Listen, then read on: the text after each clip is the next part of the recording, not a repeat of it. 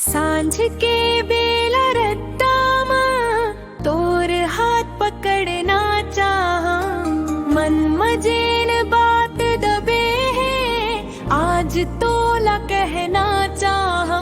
तोर हंसी मोर खुशी है, तोर गोठ मोर गिने, तोर संग दो कदम चलना लागे जिंदगी के जी।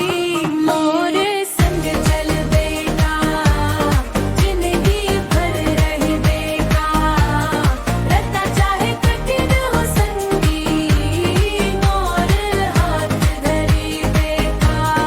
मोर संग चल बेटा जिंदगी भर रही बेटा, रत्ता चाहे कठिन हो संगी मोर हाथ धरी बेटा। मोर संग चल बेटा।